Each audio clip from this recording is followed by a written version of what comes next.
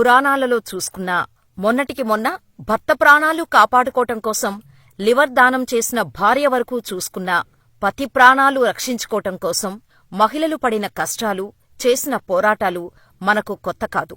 నూకమ్మ చేసిన పోరాటం ఆ కోవలోకే వస్తుంది. శ్రీకాకుళం జిల్లాలోని మారుమూల గ్రామానికి చెందిన నూకమ్మ భర్త, అతడి బృందం గుజరాత్లో చేపల వేటకు వెళ్లి పాకిస్తాన్ కోస్ట్ గార్డుల చేతికి చిక్కారు. పాకిస్తాన్ జైల్లో 14 నెలలు మగ్గారు. చివరికి దాయాది దేశ జైలు నుంచి విడుదలయ్యారు. ఇప్పుడు ఈ కథనే తండేలుగా తీస్తే జనం నీరాజనాలు పడుతున్నారు. ఏంటి, నమ్మబుద్ధి కావటం లేదా? నాగచైతన్య, సాయి పల్లవి జంటగా నటించిన తండేల్ మూవీ రియల్ స్టోరీ ఆధారంగా తీసిందే.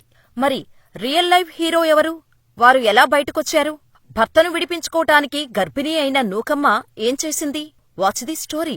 శ్రీకాకుళం జిల్లా ఎచ్చెర్ల మండలం పంచాయతీ పరిధిలోని గ్రామాలు డి మత్స్యలేశం, కె మత్స్యలేశం.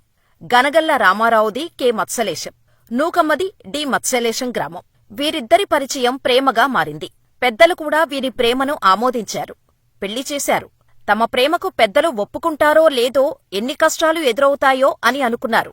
హమ్మయ్యా, ఎలాంటి కష్టం లేకుండానే వారి పెళ్లి జరిగింది. అయితే సినిమా ట్విస్ట్లా అసలు కష్టాలు ఆ తర్వాతే మొదలయ్యాయి. తన బృందంతో కలిసి చేపల వేట కోసం రామారావు గుజరాత్లోని వెరావల్కు వెళ్తుంటేవాడు. గుజరాత్లో వేటకెళ్లిన మత్స్యకారుల నాయకుడిని తండేల్ అని పిలుస్తారు. రామారావు తండేలయ్యాక గుజరాత్కు వేటకు వెళ్లాల్సి వచ్చింది. అప్పటికీ నూకమ్మ 7 నెలల గర్భవతి. దీంతో ఇదే తన లాస్ట్ ట్రిప్ అని, ఇకపై వేట కోసం గుజరాత్కు వెళ్లనని మాట ఇచ్చాడు.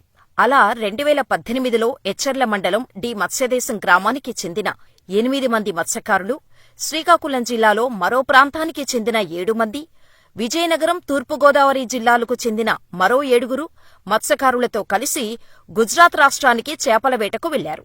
అక్కడ ఓ చేపల వేట సాగించే కంపెనీతో కాంట్రాక్టు కుదుర్చుకున్నారు. అలా 22 మంది మత్స్యకారులు 2018 నవంబర్ 28వ తేదీన గుజరాత్ నుండి అరేబియా సముద్రపు జలాల్లో చేపల వేటకు వెళ్లారు. 29 రోజులు సముద్రంలో వేట బాగానే సాగింది. చేపలు కూడా మంచిగా రావటంతో పుట్టబోయే బిడ్డకు మంచి బట్టలు కొనాలని కలలు కన్నాడు రామారావు.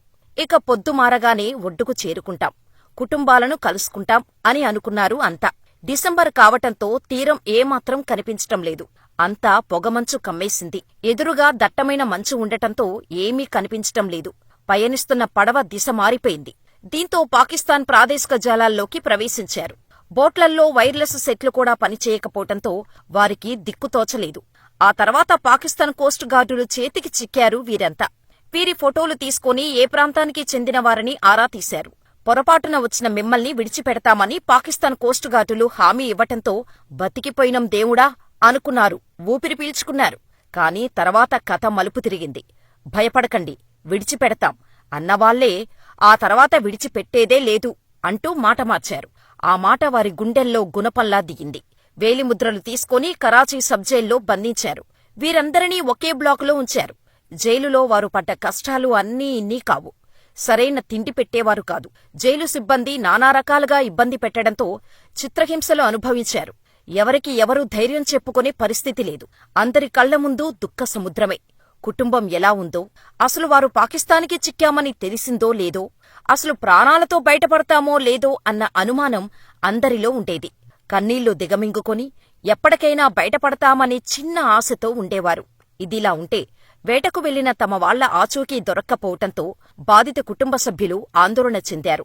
పాకిస్తాన్ కోస్ట్ గార్డులకు పట్టుబడ్డారనే వార్త తెలిసి కుప్పకూలిపోయారు. ఎన్ని కష్టాలొచ్చినా సరే నా భర్తను జైలు నుంచి విడిపించుకుంటాను అని ఏడుస్తూనే దృఢంగా ఉన్నది నూకమ్మ. నీ భర్త విజయనగరంలో ఉన్నాడనుకున్నావా? విశాఖపట్నంలో ఉన్నాడనుకున్నావా? అక్కడెక్కడో పాకిస్తాన్ జైల్లో ఉన్నాడు అన్నారు ఒకరు. ఆ మాటకు అర్థం ఇక ఆశ వదులుకోవాల్సిందేనని. కాని ఎవరి మాటలను సీరియస్గా తీసుకోలేదు. తనకు తానే ధైర్యం చెప్పుకుంది. ప్రేమించి పెళ్లాడిన భర్తని ఎలాగైనా బయటకు తీసుకురావాలని ఫిక్స్ అయింది. చివరి శ్వాస వరకు పోరాడాలని నిర్ణయించుకుంది నూకమ్మ. ఆమెకు ఎర్రయ్య భార్య శిరీష జత కలిసింది. నిండు గర్భిణీగా ఉన్న నూకమ్మ, ఎర్రయ్య సతీమణి శిరీష కుటుంబ సభ్యులకు ధైర్యం చెప్పారు. ఇక అప్పటినుంచి ప్రభుత్వానికి అర్జీలు పెట్టడం, పాకిస్తాన్లో చిక్కుకున్న మత్స్యకారులను వెనక్కి తీసుకురావాలని విజ్ఞప్తి చేశారు. కరెక్ట్గా అప్పుడే ప్రజా సంకల్పయాత్ర చేస్తున్న వైఎస్ జగన్మోహన్ రెడ్డి దృష్టికి తమ సమస్యను తీసుకువెళ్లారు మత్స్యకార బాధితులు. ఇక బాధిత కుటుంబాలకు జగన్ అండగా ఉంటామని ధైర్యం చెప్పారు. ఆ తర్వాత జగన్ ప్రభుత్వం రావటంతో ప్రభుత్వం చొరవతో మత్స్యకారులు పాకిస్తాన్ జైలు నుంచి 14 నెలల తర్వాత విడుదలయ్యారు. భర్తను జైలు నుంచి విడిపించటం కోసం గల్లీ నుంచి ఢిల్లీ వరకు నూకమ్మ చేసిన పోరాటం, గర్భిణీగా పాపకు జన్మనిచ్చిన తల్లిగా తను ఎదుర్కొన్న కష్టాలు అన్నీ ఇన్నీ కావు. అంతులేని నిస్సహాయతతో కూడా చిన్న ఆశ మనిషిని బతికిస్తోంది, పోరాట శక్తిని ఇస్తోంది, విజయాన్ని చేతికి అందిస్తోంది. నూకమ్మ విషయంలో అదే జరిగింది. అందుకు తోడు ప్రభుత్వాలు సైతం సాయం చేశాయి. ఇక వీరు బయటకు రావటానికి అప్పుడు కేంద్ర మంత్రిగా ఉన్న సుష్మా స్వరాజ్ కీలక పాత్ర పోషించారు. వీరి కథపై లోతుగా అధ్యయనం చేసిన దర్శకుడు చందు మొండేటి, నిర్మాత బన్నీవాసు ఎగ్జాక్టుగా అప్పుడు ఏం జరిగిందో చూపించాలని అనుకున్నారట. అందుకే అప్పట్లో జరిగిన సంఘటనలను లోతుగా అధ్యయనం చేసిన తర్వాత సినిమాలో ఆ సన్నివేశాలను పెట్టారు. సుష్మా స్వరాజ్ను తండేల్ సినిమాలో చూపించాలని అనుకున్నారు. దీంతో సుష్మా స్వరాజ్ ఒరిజినల్ ఫుటేజ్ను తండేల్ సినిమాలో మిక్స్ చేశారు. అందుకోసం సుష్మా స్వరాజ్ కూతురు బన్సూరి స్వరాజ్ పర్మిషన్ కూడా తీసుకున్నారు. ఇంటికి తిరిగి వచ్చేస్తాం అనుకుంటున్న టైంలో అనుకోకుండా పాకిస్తాన్ సముద్ర జలాల్లోకి ప్రవేశించటంతో గుండె జారిపోయినంత పనైందని, పాకిస్తాన్ కోస్ట్ గార్డ్స్కి చిక్కి జైలుకు వెళ్లినప్పుడు చాలా ఏడుపు వచ్చిందని, భయంతో బతికామని ఆనాటి ఘటనను గుర్తు చేసుకున్నారు రామారావు. అప్పుడు ఎంతగా బాధపడ్డామో ఇప్పుడు తమ జీవితాలను సినిమాగా తీసినందుకు అంతే హ్యాపీగా ఉందని తండేల్ రామారావు అన్నారు. దీనికి కారణమైన రచయిత కార్తిక్, డైరెక్టర్ చందు మొండేటి, హీరో నాగచైతన్య, నిర్మాత అల్లు అరవింద్లకు కృతజ్ఞతలు చెప్పారు.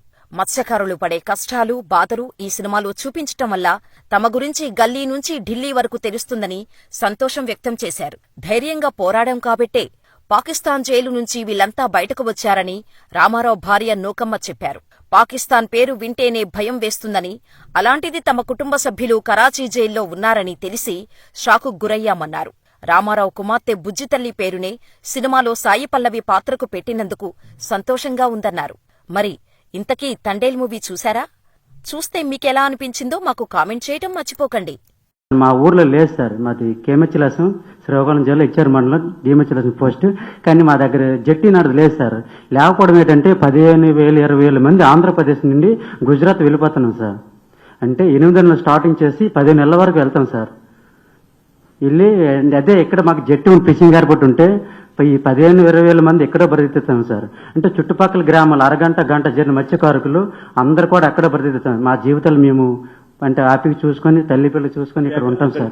అక్కడికి తీసుకొని పోయేదానికి ఎవరైనా వచ్చి తీసుకొని పోతారా మిమ్మల్ని? వాళ్ళు పోవట్లేదు సార్, మేమే వెళ్తున్నాం సార్. ఇక్కడ అంటే ఒకవేళ ఏటకెళ్ళకంటే అంటే కెరటాలు వస్తున్నాయి కదా, విరిగిపోతున్నా చెప్పలేకంట. ఉండిపోయి కొన్ని వ్యవసాయం చేసుకోవాలంటే వ్యవసాయం కూడా లేదు సార్. కొన్ని చదువుకుంటే మా మత్స్యకారులకి జాబులు కూడా రావట్లేదు సార్. అంటే అందుకని వెళ్ళిపోతున్నాం సార్. అక్కడ మిమ్మల్ని ఎలా రిక్రూట్ చేస్తారు? అక్కడికి వెళ్ళిపోయిన తర్వాత అంటే అదే 10,000 ఇలాగా జీతాలు ఇస్తారు సార్. డ్రైవర్కి ఒక లెక్క, సెకండ్ డ్రైవర్కి ఒక లెక్క ఇస్తాను. 10,000 రూపాయలు ఇస్తారు. ఇస్తాను సార్. బోట్ ఎక్కిస్తారు. బోట్ ఎక్కిస్తాను సార్. ఆ తర్వాత బోట్ లో చేప ఎక్కువ పడితే మీకు కూడా ఎక్కువ మీకు ఏదైనా ఇస్తారు. Okay sir. 10,000 కన్నా ఎక్కువ వస్తుంది సార్. మాకు ఇప్పుడు ఊపిరి పోసారు సార్. మాకు జన్మలో మర్చిపోలేను సార్. ఎందుకంటే బ్రతికినంత వరకు మీ సేవ చేసుకుని బ్రతికాను సార్. జగన్మోహన్ రెడ్డి గారు ఆంధ్ర రాష్ట్రంలో ముఖ్యమంత్రి అయ్యారని చెప్పి ఆ ముఖ్యమంత్రి జగన్ గారు అయ్యారు, మమ్మల్ని గ్యారంటీగా బయట తీసుకెళ్తారు అని చెప్పేసి అనుకున్నారట వాళ్ళు. ఎవరో గాని మీలో నువ్వే? నేనేను సార్ మాట్లాడాను.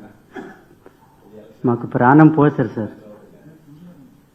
దగ్గర కూడా ఒకటి ఫిషింగ్ హార్బర్ ఒకటి కట్టించే కార్యక్రమం చేస్తా ఉన్నాం. Thank you sir. ఆల్రెడీ ఎప్పుడు మొదలు పెడతా ఉన్నాం. చిన్న ప్రాక్టికల్ ప్రాబ్లం ఉందన్నా మనకంటే ఒక 2 minutes 200 crores అట్లా అయిపోతుంది. సముద్రంలో గ్రాయిన్స్ ఫామ్ చేయాలి. ఇప్పుడు అప్పలరాజు కూడాను దీనివల్ల మాకు కొంచెం ఇబ్బంది ఉంటుందండి. మెయిన్ పూరి 2 o'clock మేము దీని మీద ఒక మీటింగ్ కూడా పెట్టుకున్నాం ఇవాళ. ఈ నెక్స్ట్ 3 సంవత్సరాల లోపలనే ఖచ్చితంగా మీరు అనుకుంటా ఉన్నట్టుగా శ్రీకాకుళం జిల్లాలోనే ఖచ్చితంగా మీ దగ్గరే ఒక మంచి జట్టి కట్టించే కార్యక్రమం పెట్టిస్తాం. Okay sir. చేయిస్తాం. మీ అందరికీ కూడా మీరు పోయేటప్పుడు చెక్కులు కూడా ఇస్తారు. తలా 5 లక్షల రూపాయలు ఇమ్మని చెప్పినాము, ఇస్తారు. దాంతో ఇంకా మళ్ళీ అక్కడికి పోకుండా ఆ డబ్బుతో కొంచెం ఇక్కడే ఏదన్నా స్థిరపడేట్టుగా ఏదన్నా ఉపయోగపెట్టుకోండి ఆ డబ్బును. Okay sir, thank you sir. ఈ 3 సంవత్సరాలలో మీరు అనుకున్నట్టుగా అక్కడ ఎట్లా జట్టి కూడా ఎట్లా తీసుకొచ్చే కార్యక్రమం. Okay sir, thank you sir very much. Thank you. Thank you. Thank you sir.